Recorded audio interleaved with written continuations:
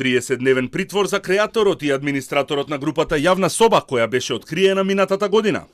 Судија на претходна постапка го прифати барањето на обвинителството, кое вчера поднесе обвинение против нив, во кое ги товари за производство и дистрибуција на детска порнографија. Дело за кое е предвидена минимална затворска казна од 5 години. Станува збор за 20 скопјани на возраст од 32, односно 21 година. Обвинителството успеа да ги најде и да ги документира видеозаписите објавени во таа група, на кои се гледа полов однос со малолетни лица. Во периодот од 19 декември 2019 година до 28 јануари 2020 година, двајца осомничени како основач и модератор на групата биле должни да се грижат за содржината на текстуалните и аудиовизуелните содржини кои се споделуваат од членовите на групата, но тие со умисла дозволиле на групата да се направи достапна содржина, аудиовизуелен материјал на кој се прикажани очигледни полови дејствија со дете.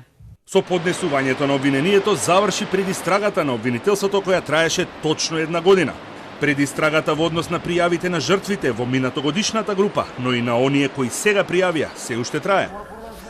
Од МВР за сега нема точна информација колку лица пријавиле дека се жртви на предаторите од Јавна соба. Ние веќе информиравме дека приведовме 4 лица, извршени се претраси кај нив и земени им се мобилните телефони. Вештачењето е при крај, очекуваме да заврши денеска или најдоцна утре и се разбира кога сето тоа ќе биде документирано, целиот материјал ќе го предадеме со кривична пријава до надлежното обвинителство. Може ли да очекуваме нови приведувања? Значи, ние работиме на детектирање на другите членови и се разбира како ќе обезбедуваме докази, ќе имаме постапки и во таа насока. Од обвинителството и МВР бавната истрага ја правдаат со фактот дека платформата Телеграм одбива да им даде податоци за членовите во групата. Во моментов повторно има активна група Јавна соба, во која членуваат и лица од Србија и каде се споделуваат слики, информации и видеозаписи од жртви од Македонија и од Србија.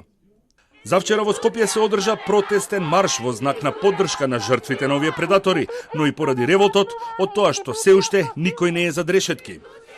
Министерството за правда предложи измени во кривичниот законник со кои се воведуваат 2 кривични дела – демнење и сексуално вознемирување, за кои е предвидена казна затвор и до 3 години.